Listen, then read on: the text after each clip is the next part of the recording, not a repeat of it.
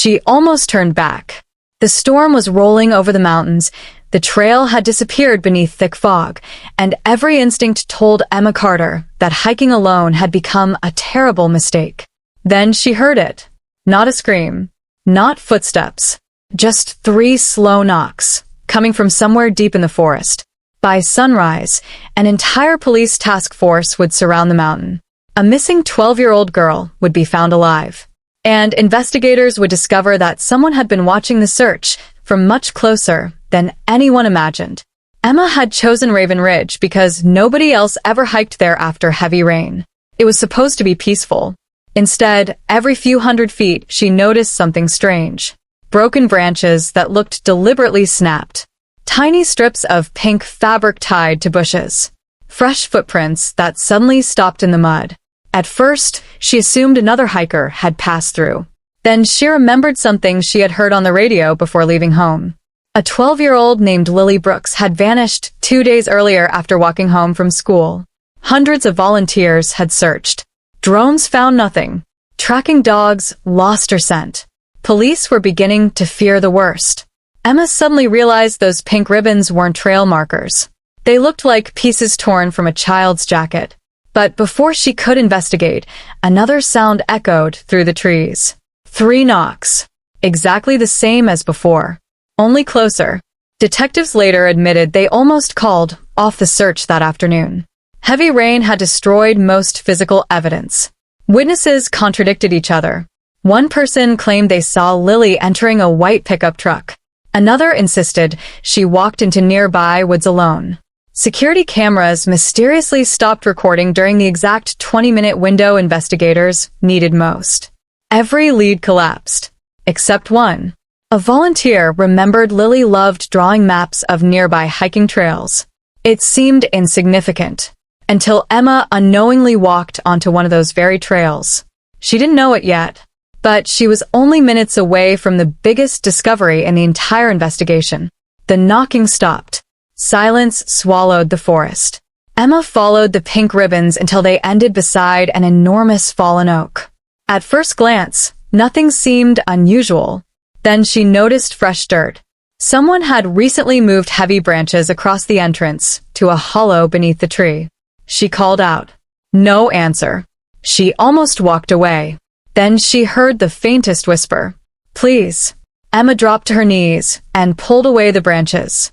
Inside the cramped hollow sat a terrified little girl wrapped in an oversized jacket. Dirty. Exhausted. Barely able to speak. But alive. Emma immediately called emergency services. Within minutes, helicopters filled the sky. News spread across the state.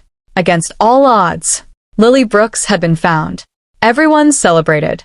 But investigators quickly realized something didn't make sense. If Lily had been hiding there the entire time, who left the food beside her only hours earlier? As forensic teams searched the area, they uncovered another disturbing clue. Fresh boot prints circled the hollow tree.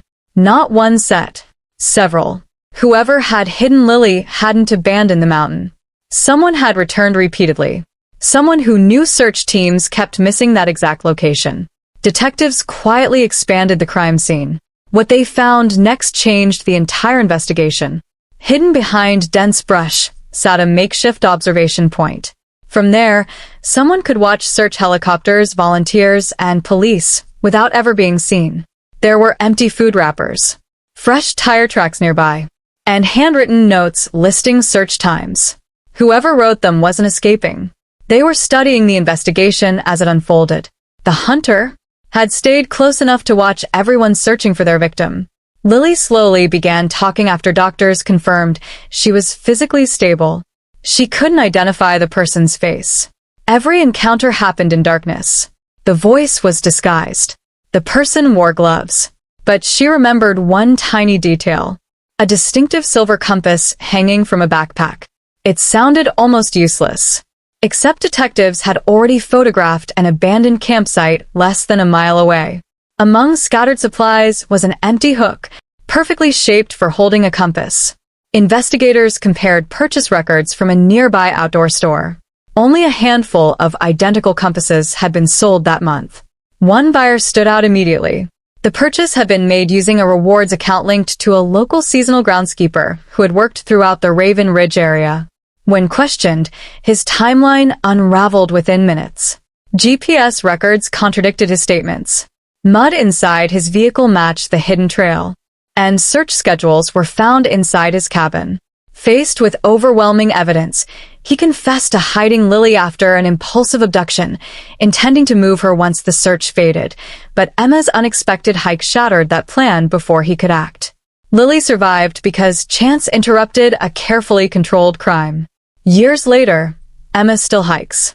People often ask whether she's afraid of forests now. She always gives the same answer. No. The frightening part wasn't the woods. It was realizing someone could hide in plain sight while the whole world searched in the wrong direction. Lily eventually returned to school, rebuilt her life, and never forgot the stranger who refused to ignore 3 mysterious knocks in the middle of a storm. Sometimes history remembers detectives. Sometimes it remembers suspects. But every so often, an ordinary decision by an ordinary person becomes the single reason another family gets their child back. And somewhere out there, someone may be walking a lonely trail today, never realizing that one choice to keep going or to turn back can change 2 lives forever.